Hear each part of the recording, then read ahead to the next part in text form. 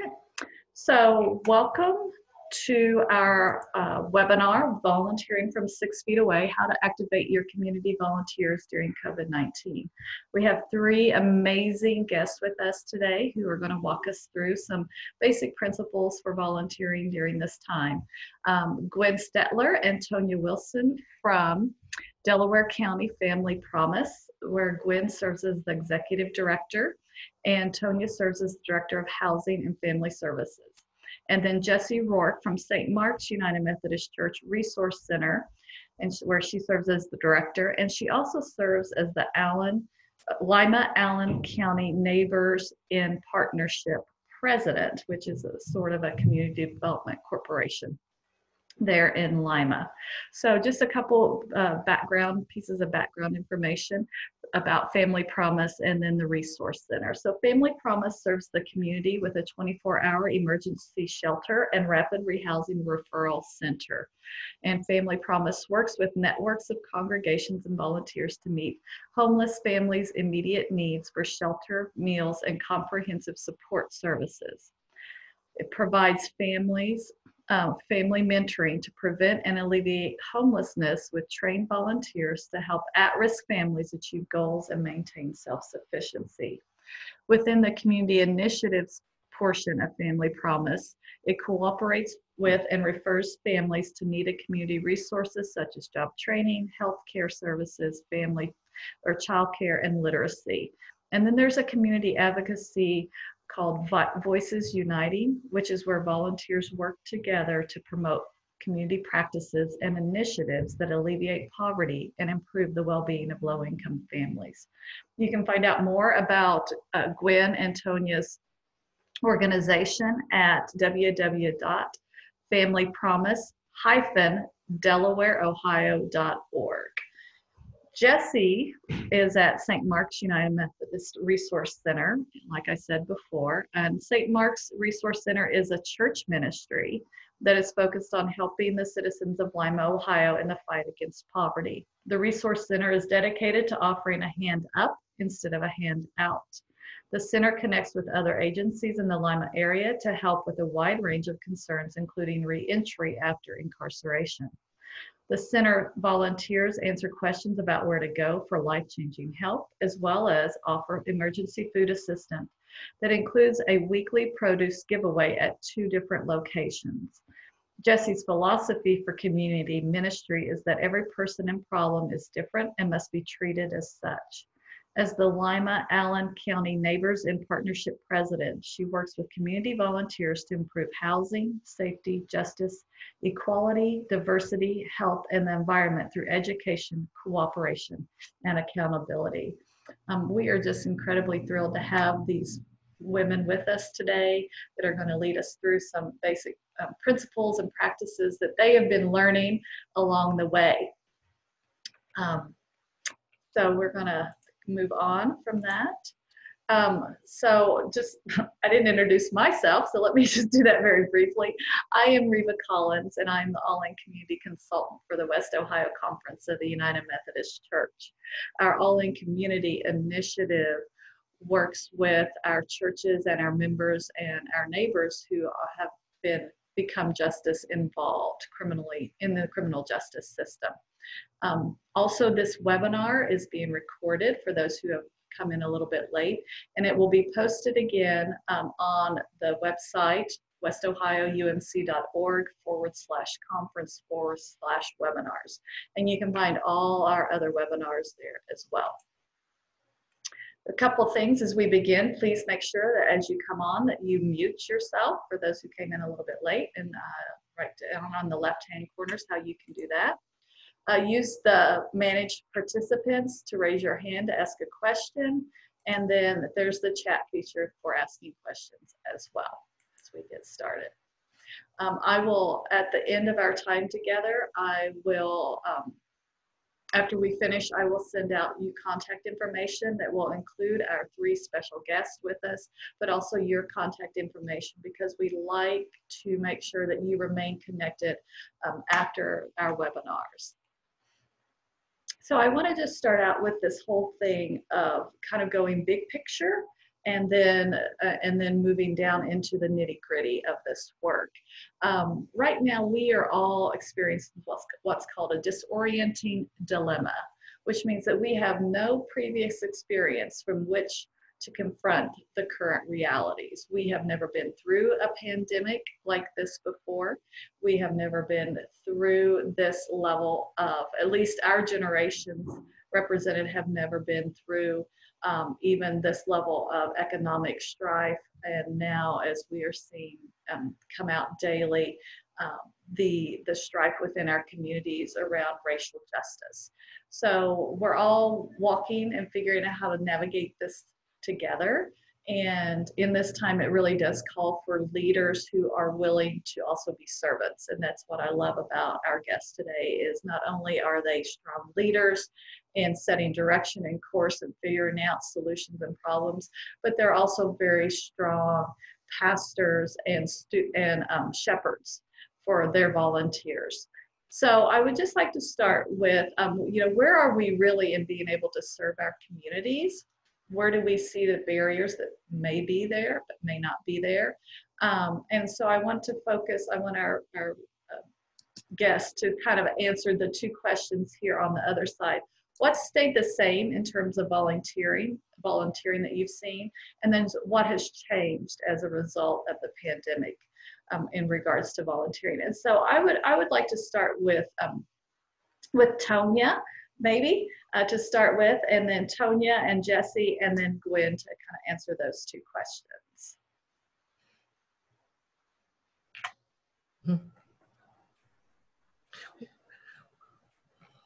Hi, I'm Tanya. Nice to meet everyone. And I believe your question, Rima, is how can we better serve our community? Yes, and I just kind of talk us through from your perspective, what stayed the same in terms of volunteering, and then what's changed as a result of the pandemic. Oh, well, we don't have volunteers anymore. Well, not in the house. Well, not in the house. I'm sorry. Thank you for correcting me, Gwen. The how they serve is different, I should say. They used to come to the house from like 5:30 to 8 and physically be here as a support to our families, like a companion, and also serve dinner. That's changed. They now drop off meals at the porch, and then we would go out and take those meals and take them to the kitchen for our families to eat. So we pretty much went to all paid staff as a result of the pandemic. Okay, great. Gwen, you want to add anything to that? Yeah, Tanya's right on. What we do want to be sensitive about, volunteering is so important to people. It's passionate, it's about call, and it is about the volunteer, and it's about the people we serve. So we have to train and educate, again, with great sensitivity, that for the volunteers' safety and well-being, we want to follow the CDC guidelines, but also for the residents here. So that can feel different, and people very much miss a lot of that face-to-face presence and interaction. But then we redirect, and there's multiple ways. So there's ways that folks connect on the porch. We did a volunteer training next week, and we can get into that later. And we have a new set of volunteers that are doing new birthday celebrations and things like that. So yes, our traditional method had to cease, and we needed to immediately make a direct decision to, it was actually 1/3 of our staffing hours were fully staffed with volunteers here at the shelter. But to keep the traffic down in the house for safety, we're not doing that. That's absolutely right. And then we redirected with assistance, guidance, humility, and just to figure out what's the best way to go here. Okay, great, thanks. Jesse, can you kind of speak to those two questions as well? Well, when I think about what has stayed the same in terms of volunteering, nothing. It has all changed in my terms. I've got 3 of the same volunteers that have been with me throughout the years, and they're still there. They're basically unpaid staff at this point. So I don't feel that anything has basically stayed the same, but a lot has changed. And safety being the utmost importance of that, because your volunteers have to feel safe when they come in. Mm-hmm. And so safety has been the main thing that has changed in our volunteer from my standpoint. And then the types of volunteers that we've had to really pinpoint and say, you know, too many volunteers is no good for us. It's better to have maybe 5 that have certain skills that can tone in on what we need them to do, versus saying, oh yeah, we can use 20 people today. So. Okay. So much more concrete in how you are developing those service avenues, right? Yes.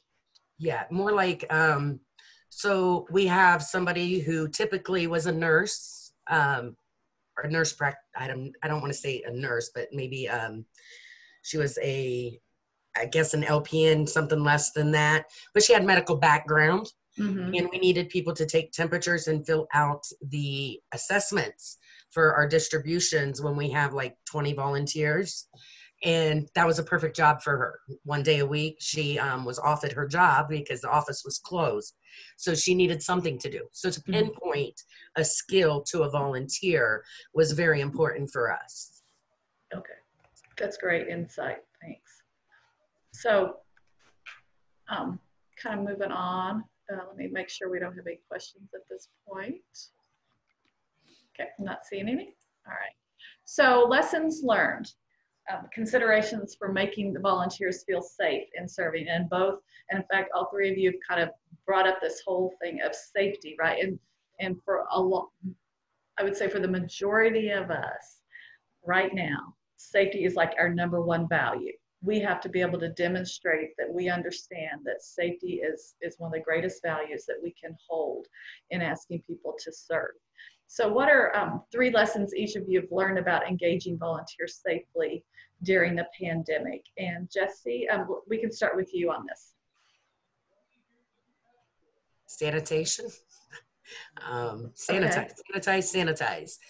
But one of the things I felt was great for me was paying attention to what the guidelines were for us through our health department, reaching out to them and making sure that what we were doing was within the guidelines, making sure that we provided the necessary equipment to make sure that our volunteers were safe in terms of gloves, hand sanitizer, mask, everything that they would need. Safety, volunteers to come in, they want to be safe. And that was one of the main lessons I learned. One of the other lessons I learned was adaptability. You have to be able to adapt. It seemed like daily some of these guidelines were changing, and you had to be able to just adjust in a minute. We took a pantry from inside and made it to a drive-through only pantry in the matter of an hour. And because of that, that's what was required of us.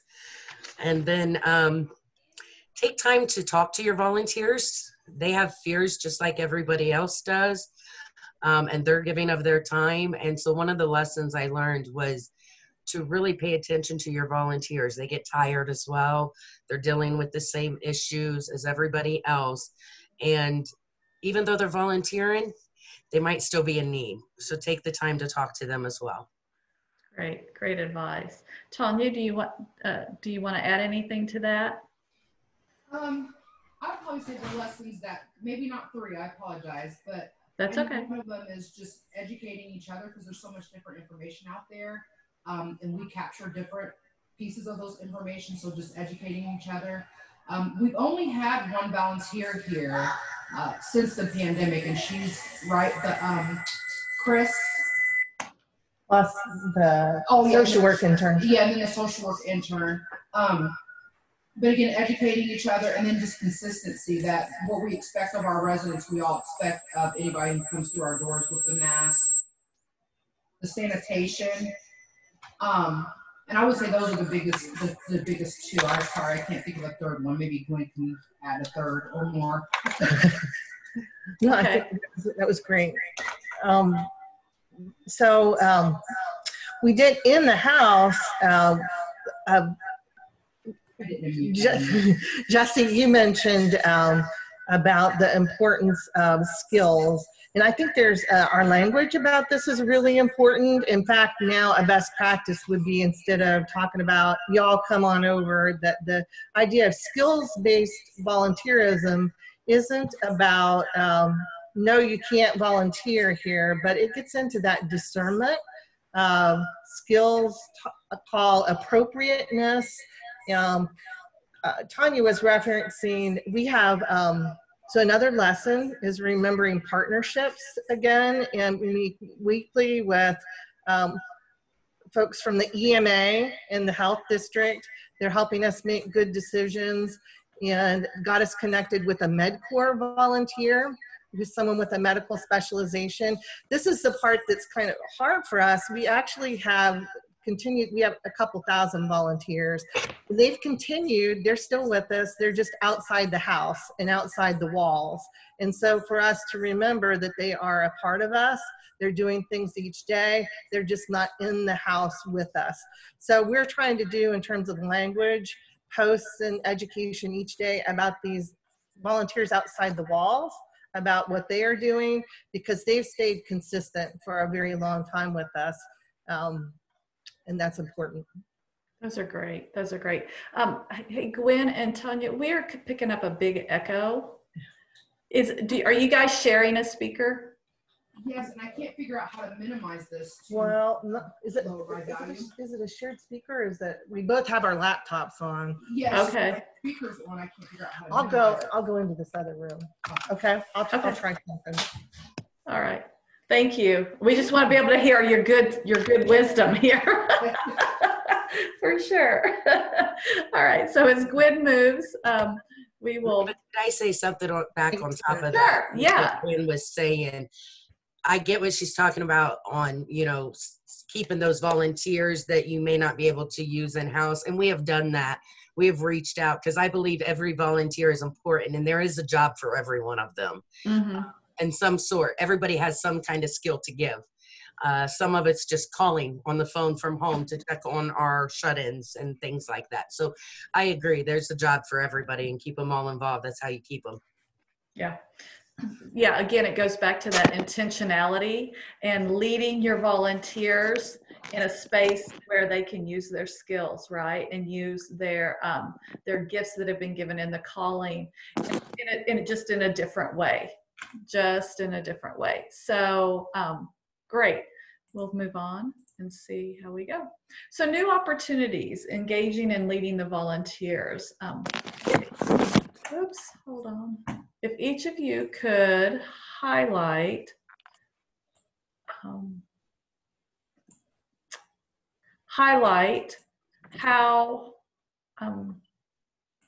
how you've engaged community volunteers outside the church. And I know that Gwen and Jesse have kind of touched on that a little bit, but what are some of the opportunities for partnering in the community to serve the most vulnerable, even at this point in time?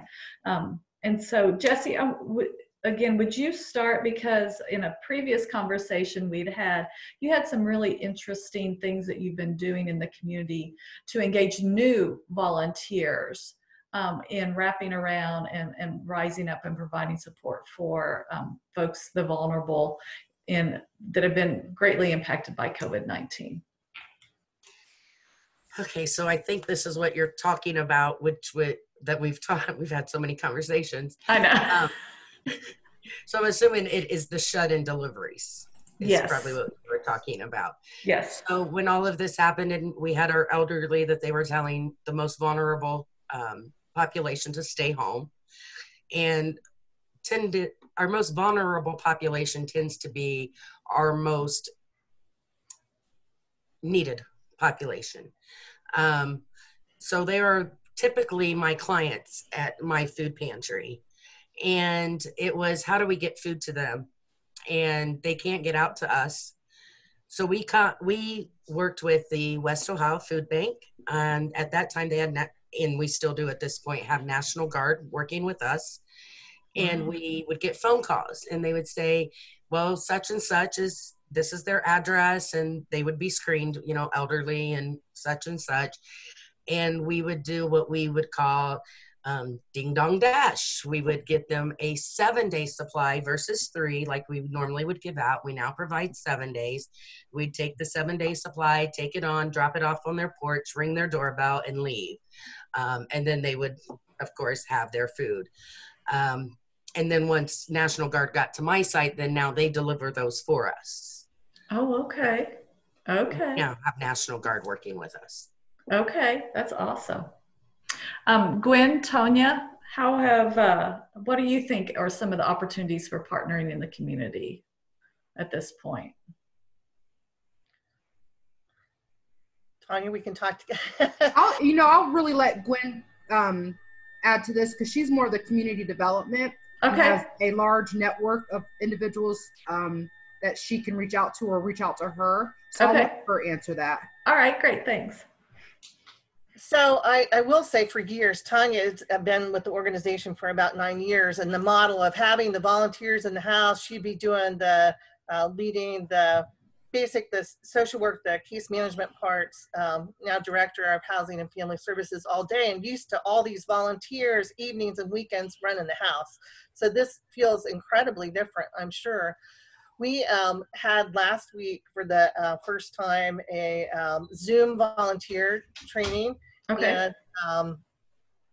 And it was really, I would call it a pilot, because we had one family and another actually previous resident who was here a year ago. So both those components are great. And Tanya had been teaching with us about some of the main barriers that she had been experiencing around housing access and income development.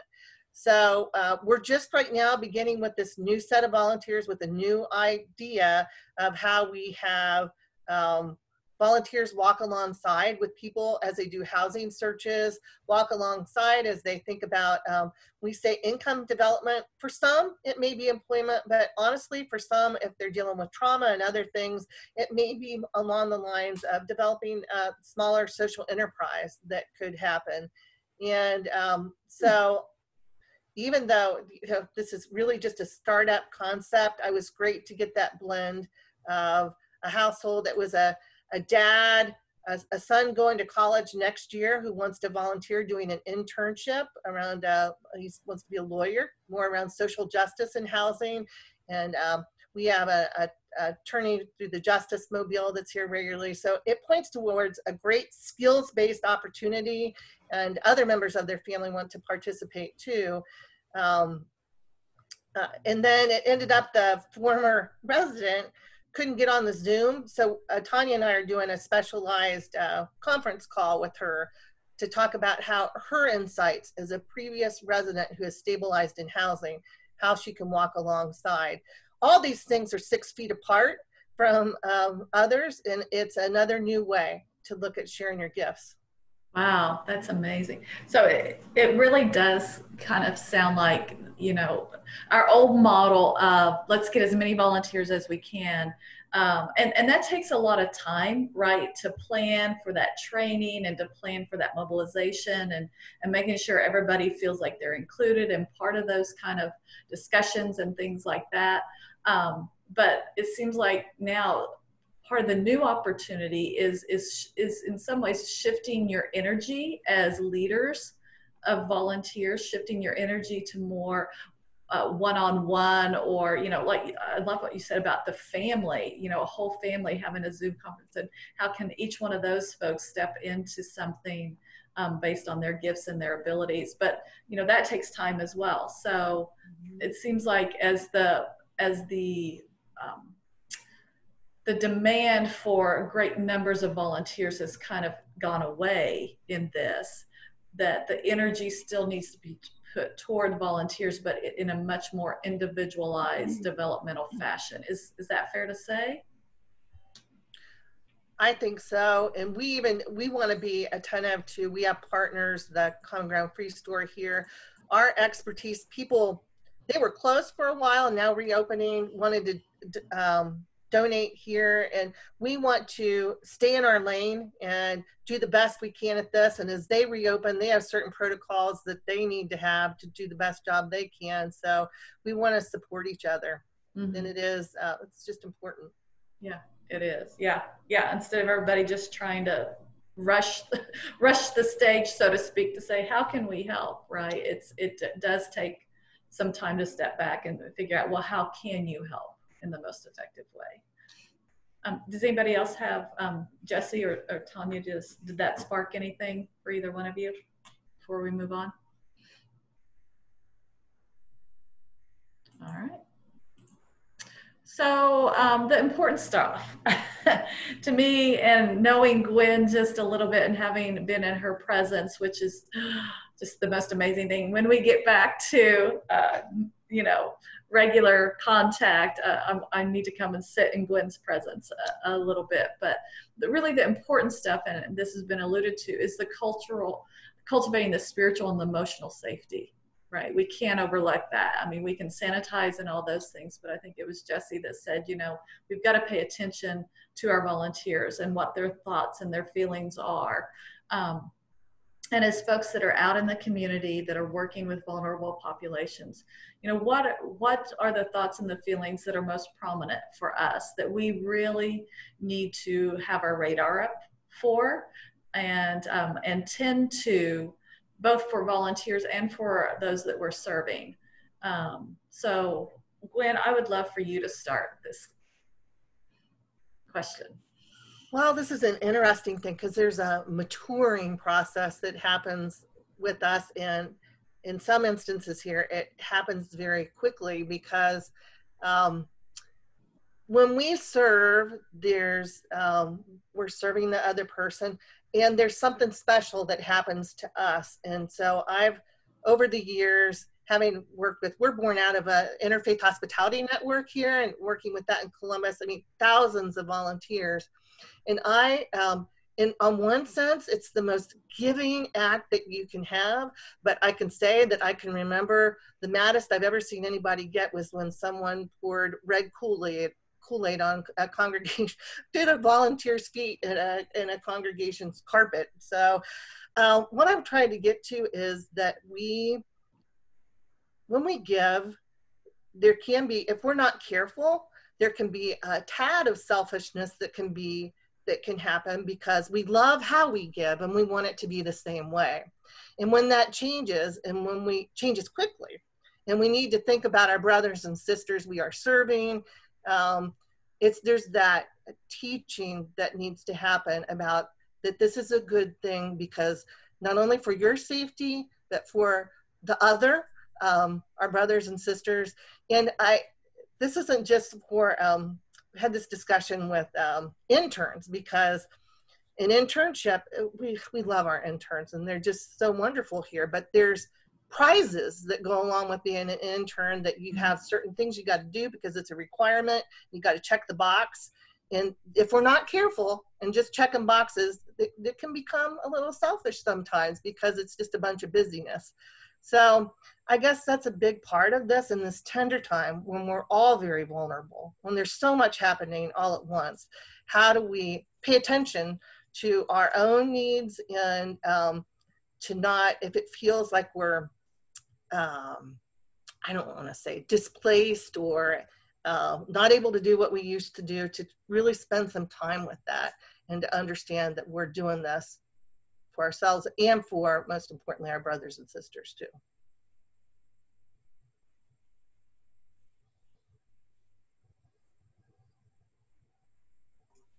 We couldn't hear you, Reba. You was muted. I'm sorry. So good points.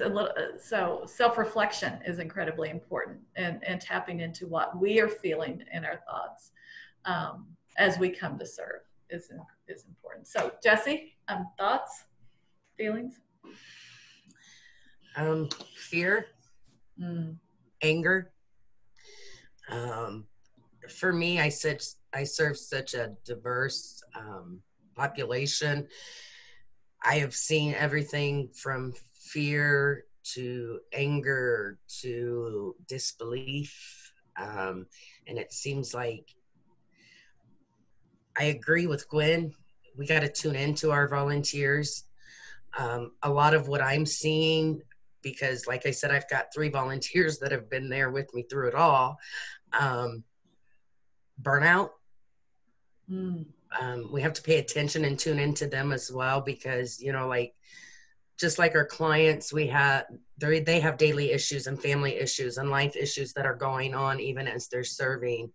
And I think it's really important to remember why we're doing it, and the spiritual reason why we're doing it. You know, we are doing God's work, and we do it for his glory and not for the recognition of others, you know.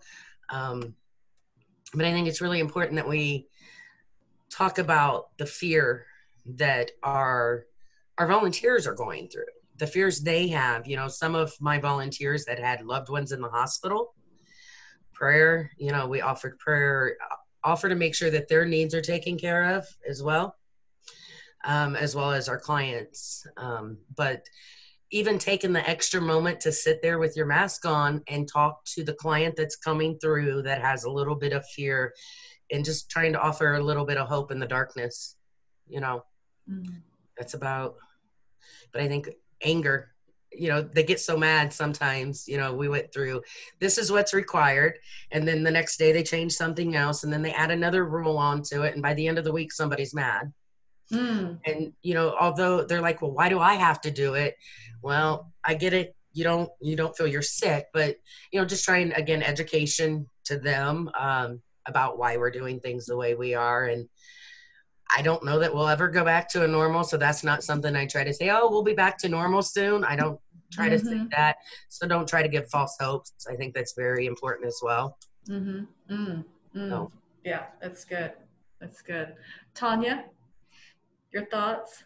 What are your folks feeling and thinking as far as the residents that we work with? A lot of them have been here for quite some time. Just because with all that's going on, I mean, that's just an added barrier to housing without the employment and the child care. So there's a lot of dysfunction.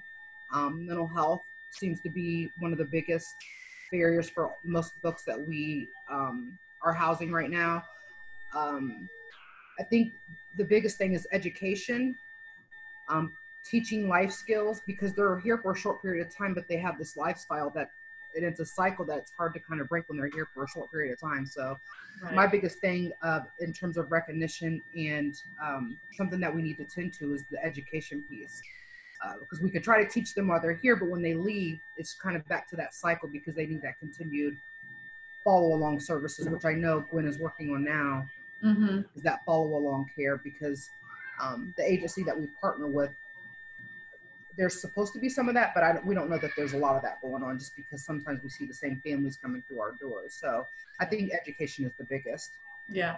How do you, Tanya, keep up with, in many ways, what's the re-education? Because as things continue to shift and uncertainty continues to work itself out, you know, there are changes in policies, and there's changes in all kinds of different avenues. So do you find yourself kind of doing re-education like constantly, like every day? How do you handle that, the constant shifting for your folks? Just that constant communication. I meet with my families regularly. We have a time each week that we meet, and outside of that, I'm available based on my hours here. So it's just kind of reiterating, reminding, and then maybe updating, because I know Gwen mostly gets those emails from like the state on different changes, and then I've got to go back. Just for example, the screening tool for COVID-19. We had a kind of a basic screening tool that has now been updated to, like, I believe 2 pages. Okay. So now it's just a matter of just implementing change. Right. You know? And the residents seem to be very sensitive to it. The staff seem to be open to it. And we know it's for the best. Obviously, there's more symptoms now with the COVID-19, so now we've got to ask more questions. So it's just taking what we have and being able to apply it the best way we can. How do each of you tend to your own emotional and spiritual wellness? So Tanya, how do you tend to yourself? I mean, it's always nice when you have and I'm not just saying that because she's on here, but Gwen has been completely sensitive as a supervisor, supportive, always. I mean, she call me on Sunday and ask me how I slept. So just completely sensitive to her staff. And that's always nice to have that additional support, because everybody's going through it, not just the residents we serve, but even as staff. I mean, we have our personal struggles too. So just to have that someone else in a leadership role that's constantly checking on you, and just really is, has a genuine concern for everyone. So that has been a huge help in anything that I have to deal with, because this job's not easy. Yes, no, it's not easy at all. So since you were mentioned, Gwen, how do you care for yourself so that you can then care for your staff and your volunteers and your community members?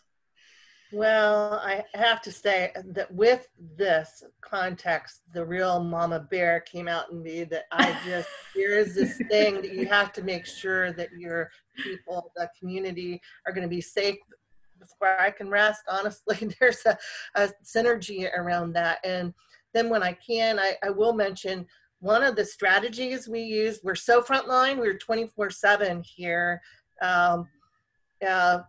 Frontline, there was never a time when we were away. And so we had to, one of the things, I got permission from our board that there was, for instance, another, Tanya on Wednesdays works from home. We try to create just another sense of buffer and ways to do this. The state had told us, and I'll get back to this, because some of these roles we have had volunteers offer some additional support with, but Tanya can do some of the case management actually from phone, and that's been a big deal. And we've been talking about trained skills-based volunteers that can also be additional supports on the phone with our residents, and that's not as easy as a skill as you'd think. So for me, when I knew, even in that first week or so, we were going to be able to make some of these shifts, it allowed me to begin to ask some for what I need. So we have overnight staff. I actually have them on most days. They stay till 10, because if I'm on call into the evening, I just have to say I can't get in here early in the morning. I need that time for reflection. So that's helped. It's helped a lot. There's been some other things that have happened with this. We've had so many grant applications, funding, narratives that have to be in. I've asked for help from skills-based volunteers from our board that have been proofing and writing, collaborative writing with me. We actually have volunteers from 4 colleges, universities that work with us. So I tried to add up, for me to do what I need to do to get some rest and spiritual time. We do, even with the shift of folks out of the house, it feels so different. We probably, in the last 3 months, have had several thousand hours of volunteerism. It just feels so different. Okay. Yeah. Feels so very different. Okay. Awesome. That's great advice and insight. Jesse, how about you? How do you do self-care? Spiritual. Not very well. Thank you for being transparent. I knew you would get me on that one if I didn't say that. I guess it would be the ones I work with on a daily basis. We get each other through it. I had to be quarantined for 2 weeks, so I was going crazy at home, working from home while my ladies were there working, and I wanted to be there. But we kept each other going over the phone and talking with each other. My pastor, I've leaned on my pastor a lot, spiritually. And we start each day with a prayer, and end each day with a prayer, and we just keep going. But having somebody to vent to, and be able to just be able to talk about the things that are bothering you and get them off, or what's keeping you awake at night. But yeah, self-care is a hard one for me. I like to take care of everybody else. Yes, I know you do. I'm a lot like Gwen, and I'm a big old mama bear that comes out and wants to take care of everybody else. And sometimes I forget about myself, but I'm learning. Good. Well, lesson learned. Work in progress. Yes. Very good. So I think it is time. Thank you all. Thank Thank Gwen and Tanya and Jesse for being so transparent and authentic. And now I just want to open it up to our participants. And what are you thinking about? What do you want to talk about? What do you, how do you want to pick their brains, our guests' brains on some things? So you can unmute if there's not a lot of background noise where you are, and we can just have a conversation. Oops. Back. So. Anybody have any questions or comments?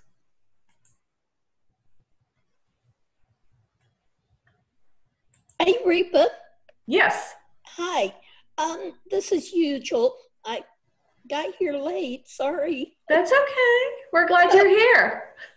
I'm a volunteer associate pastor, and when you talk about how you rest, we all have to have a Sabbath, and my Sabbath is meeting with my group on Tuesdays. Of course, we haven't been able to do it because of COVID, but we have group meetings on chats, and so we stay updated and pray for each other. So I think our Sabbath is so important. It might be with a group, it might be a prayer with before you start each day, and you look forward to that. But I think as the type of people we are, the gifts we have, and what we share, I haven't been able to get out and see all my folks, but I've connected with everyone. I just feel so much better when I do what I do. Thank you. Thank you for sharing that. Cheryl, you have a question. Cheryl Arnold. Yes, I do. Can you hear me? Yes, ma'am. All right. I'm an associate pastor down in Marietta, Ohio. Obviously, one of our biggest outreaches is an after-school ministry. We have about 12 kids, and the main problem, other than the schools not knowing what they're doing yet, is that probably all except for 2 of my volunteers would be considered high risk. And I am really struggling. I've already talked with the principal and told her I just don't know how we can do this next year. She doesn't have any ideas yet. So part of why I wanted to do the webinar was see if you guys have any suggestions, ideas. We are not in an area that has good internet access. I mean, that's how the schools had to finish. But the population we serve, those are not the kids who are going to have it. So working with a high volunteer base that's high risk population without pretty much the technology tools, right, to keep that connection going. And working with children who are some of the highest carriers. Yes, yes. Is it even feasible or not? So, Tanya or Gwen or Jesse, thoughts, comments?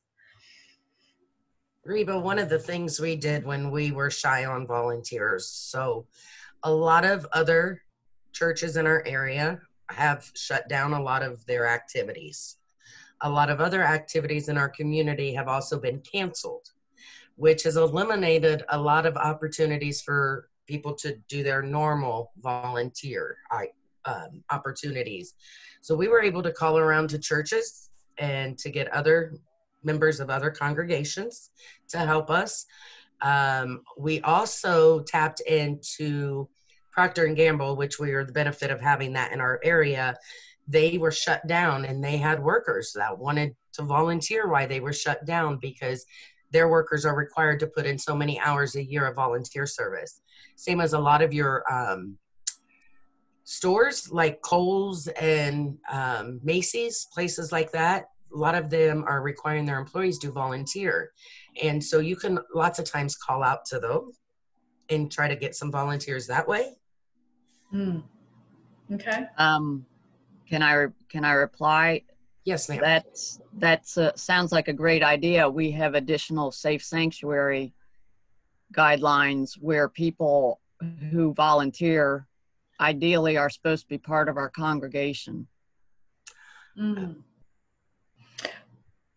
Well, so your safe sanctuary policies, and this is for folks who are United Methodist, this is United Methodist lingo, can be extended to people who are not part of your congregation. So your safe sanctuaries policy is church based.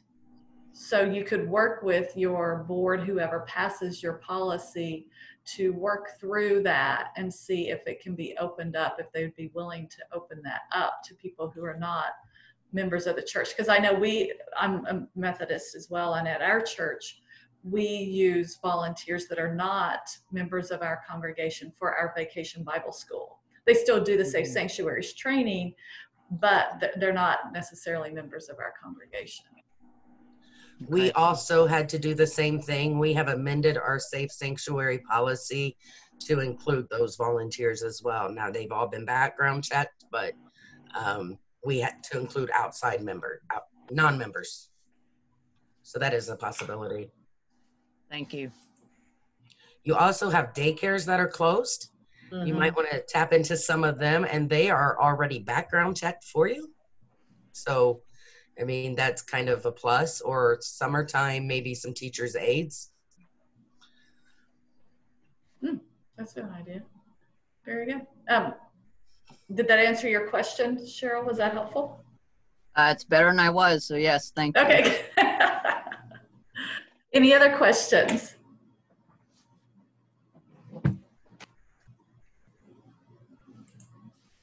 Kind of the same line with that safe sanctuary policy. I've got a youth leader, and of course we're not meeting in person. He's afraid to do social media, Zoom meetings and whatever with the youth for fear that there is now if you do that, there's written records, things are traced and whatever, and he's afraid that it's too high risk to even contact them and do anything for fear that something may come back on him. And so he's basically done nothing since the pandemic hit us. Mm-hmm. My suggestion on that would be to record all Zoom meetings. There's your safety. If you record them all, then you have down all transactions, everything that went through. Mm-hmm.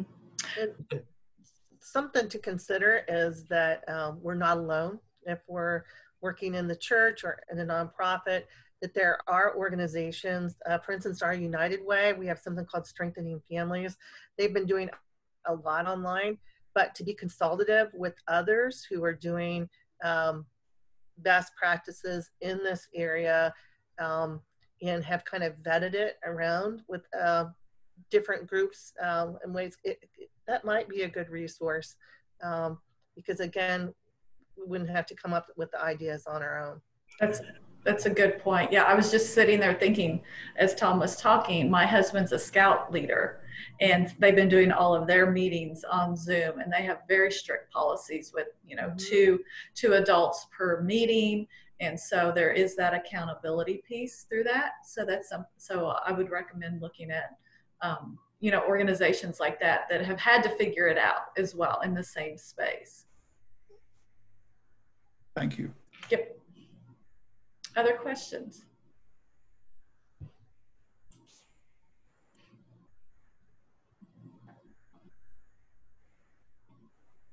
Okay. So any final thoughts from our guests, Gwen or Tanya or Jesse, final thoughts as far as encouragement for these leaders on this call, on this meeting, to continue to find new ways to engage volunteers, to steward them well, to steward yourselves well. Final thoughts from our guests? I think Tanya had to meet with someone. So I do want to mention this idea that we are not alone, that we have in our consultations every week with the the health district, health department will be called in some counties, and the EMA. They strategize with the United Way weekly here. There's just so much guidance and advice and consultation about how to do this, because what we're hearing is that this probably is the long haul. We're completely expecting that we could be doing many of these practices for a couple of years or whatever. And so again, that would just be spiritually, we're not alone, and for support, for resources, for consult, we are not alone. We're not experts at all, but we know that we do have some folks to talk to each day. Gwen, do you have some go-to people you would recommend in the community? You mentioned the health department, United Way. I do, because technically this is considered a public health issue. The health district is considered at the hub of the strategy with our nonprofits and the community at large about how to live this out. So when it comes to specifically related to the pandemic, and I have to say in an integral way, I know Columbus Public Health just, it was yesterday or the day before, they passed an ordinance as racism as an issue of public health blended in with what we're desperately needing to address right now. So I just would urge folks to, as we consult together about how to be supportive with people who serve, because they have so many gifts and talents to share, that they would be, I mean, it's weekly, if not daily for us. We have to practice, have renewed plans all the time around quarantine and isolation, and all the supports we have around how we do that, which involve volunteers too. So again, we couldn't do it alone. Okay, great. Good point. Jesse? I just want to encourage everybody to just keep going, keep doing it, find a way to do it. We are writing the books on it. So I always say, well, if this way doesn't work, we'll find another way to do it. So don't let it overwhelm you. Just adjust the best you can, make the best adjustments. If that doesn't work, we'll try another way. But just don't take it all so serious. Because it's going to change tomorrow. What you're doing today could change tomorrow. So don't get all upset over it. Just kind of take it as it goes. Adapt.